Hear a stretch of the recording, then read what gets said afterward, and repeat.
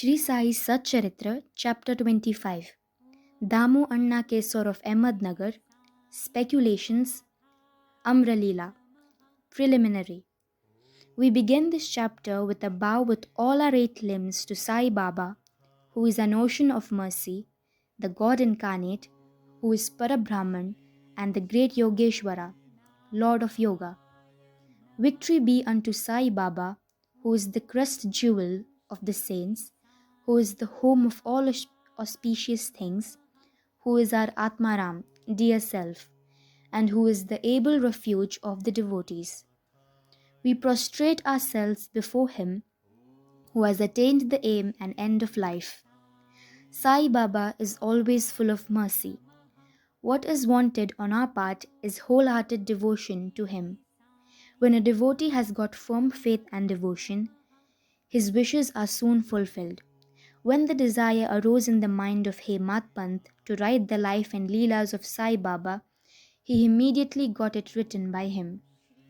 When the order to keep the memos was given, Hemat Pant was inspired and his intellect got strength and boldness to undertake and finish the work. He was not, he say, qualified to write the book, but the gracious blessings of Baba enabled him to complete the undertaking. And thus you have this Satcharitra, which is a Somakant jewel, from which nectar in the form of Sai Leelas oozes out for the readers to drink to their hearts' content. Whenever a devotee had complete and wholehearted devotion to Sai Baba, all his calamities and dangers were warded off and his welfare attended to by Baba. The story of Damodar Savalram Resane, Kasar of Ahmednagar, now of Pune, alias Damu Anna, illustrating the above statement, is given below. Damu Anna. The readers are aware that a mention of this gentleman was made in the 6th chapter, regarding the celebration of Ramanavami festival in Shirdi. He went to Shirdi about the year 1895 when the Ramanavami Utsava celebration began, and from that time he was being provided an ornamental flag for that occasion every year. He also feeds the poor and the fakirs that come there for the festival. His speculations. Cotton. A Bombay friend of Damu Anna wrote to him that they should do some cotton speculation business in partnership, which would bring them about 2 lakhs of rupees as profit. Damu Anna says in his statement made about the year 1936 to Mr. B.V. Narasimhaswamy that the proposal about speculating at Bombay in cotton was from a broker who was not to be a partner, and that he, Damu Anna, was to be the sole adventurer. Page 75 of the Devotees Experiences Part 2. The broker wrote that the business was good and involved no risks and that the opportunity should not be lost. Damu Anna was oscillating in his mind. He could not at once determine to venture in the speculation. He thought about this, and as he was a devotee of Baba, he wrote a detailed letter to Shama, giving all the facts and requested him to consult Baba and take his advice in his matter. Shama got the letter next day, and when he came with it at noon to the masjid and placed it before Baba, he asked Shama what the matter was and what the paper letter was about. He replied that Damu Anna of Nagar wanted to consult him about something. Then Baba said, "What does he write and what does he plan? It seems that he wants to catch the sky and that he is not content with what God has given him. Read this letter." Shama then said, "This letter contains what you have just said now. O Deva, you sit here calm and composed and agitate the devotees, and when they get restless, you draw them here, some in person and others through letters. If you know the contents of the letter, why do you then press me to read it?" Baba said, "O Shama, read it please. I speak at random, and who believes me?" Then Shama read the letter and Baba heard it attentively and said feelingly, "The Sheth Damu Anna has gone mad. Write to him in reply that nothing is wanting in his house. Let him be content with the half loaf bread he has now, and let him not bother himself about lakhs." Shama sent the reply which Damu Anna was anxiously waiting for. Reading it, he found that all his hopes and prospects about lakhs of rupees as profit were dashed to the ground. He thought that he had done a mistake in consulting Baba, but as Shama had hinted in the reply that there was always much difference in seeing and hearing, and that therefore he should come to Shirdi personally and see Baba, he thought it advisable to go to Shirdi and consult Baba personally about the affair. So he went to Shirdi, saw Baba, prostrated himself before him, and sat shampooing his legs. He had no courage to ask Baba openly about this speculation, but he thought in his mind that it would be better if some share in the business should be assigned to Baba, and said in his mind that if Baba were to help him in this transaction, he would surrender some share of profits to him. Damu Anna was thus thinking secretly in his mind, but nothing was veiled from Baba. Everything past, present, and future were clear to him as an amalaka fruit in hand. A child wants sweets, but its mother gives bitter pills. The former spoils its health, while the latter improve it. So the mother, looking to the welfare of her infant, coaxes it and gives it better pills. Baba, kind mother as he was, knew the present and future prospects of his devotees, and therefore, reading Damu Anna's mind, he openly spoke to worldly things, sharing profits. Seeing Baba's disapproval, Damu Anna dropped the enterprise. Grain dealing. Then he thought of trading in grain, rice, and wheat, and other groceries. Baba read also this thought and said to him, "You will be buying at 5 seers and selling at 7 seers a rupee." So this business was also given up.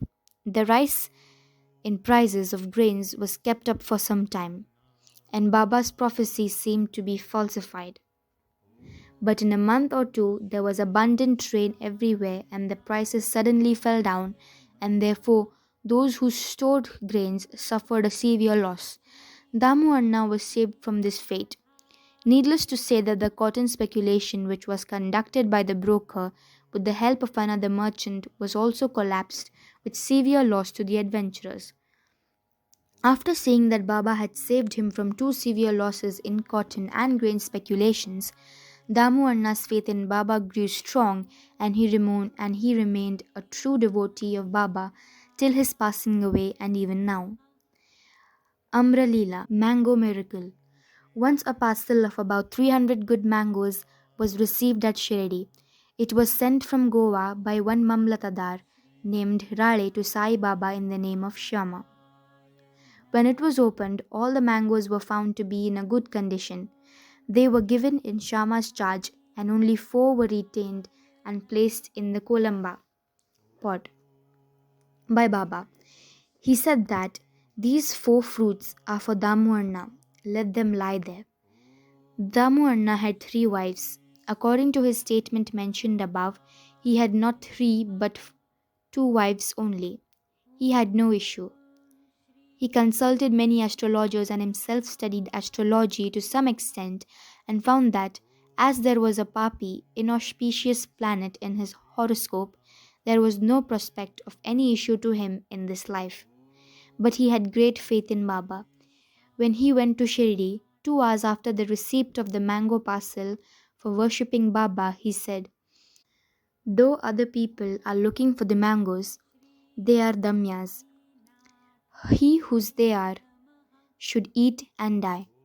Damu Anna, on hearing these words, was first shocked, but on Malspati, a prominent Shirdi devotee, explaining to him that death meant the death of the little self or egos, and to have it at Baba's feet was a blessing. He said that he would accept the fruits and eat them.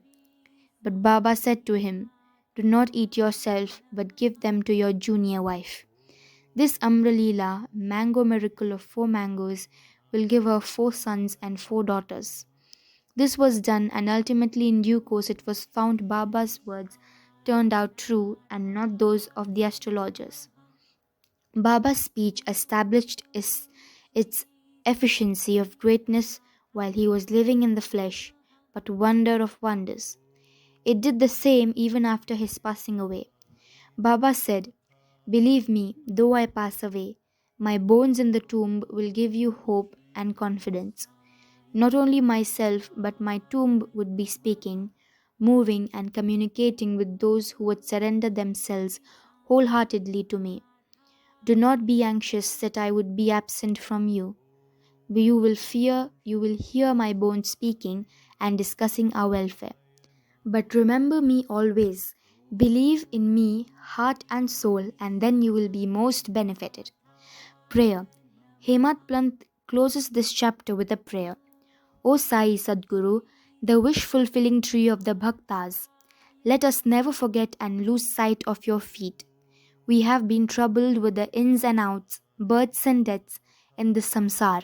Now free us from this circle of births and deaths. Restrain us from the outgoing of our senses to their objects and introvert us and bring us face to face with the Atma, self. As long as this outgoing tendency of the senses and the mind is not checked, there is no prospect of self-realization. Neither son nor wife nor friend will be of any use in the end. It is only you who will give us salvation and happiness. Destroy completely our tendency for discussions and other evil matters. Let our tongue get a passion for chanting your name. Drive out our thoughts, good or otherwise, and make us forget our bodies and houses and do away with our egoism. Make us ever remember your name and forget all the other things. Remove the restlessness of our mind and make it steady and calm. If you just clasp us, the darkness of night of our ignorance will vanish, and we shall live happily in your light. That you made us drink the nectar of your Leelas and awakened us from our slumber is due to your grace and our store of merits in past births. Note: in this connection, the following extract from Damu Anna's statement mentioned above is worth perusal. Page 76. Once when I sat at his feet along with many others, I had two questions in my mind, and he gave answers to both. First, there are so many crowding to Sai Baba. Do they all get benefit from him? To this, he replied orally, "Look at the mango tree in the blossom.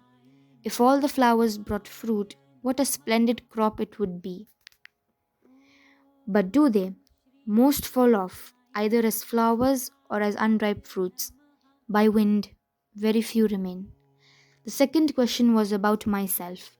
If Baba were to pass away, how hopelessly adrift I would be, and how am I to fare then? To this Baba answered that he would be with me whenever I thought of him. That promise he had kept up before 1918 and has been keeping up after 1918. He is still with me. He is still guiding me.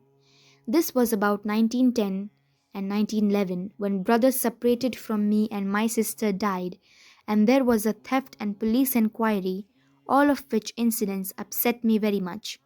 When my sister died, my mind was very much upset. I did not care for life and enjoyments. When I went to Baba, he pacified me with his Upadesh and made me eat a feast of Puran Poli at Appa Kulkarni's house and get pasted with sandal. There was a theft in my house. A 30 years friend of mine stole my wife's jewel box, including her auspicious snati, nose ring. I wept before Baba's photo. The next day, the man returned the jewel box and prayed for pardon. Bow to Shri Sai. Peace be to all.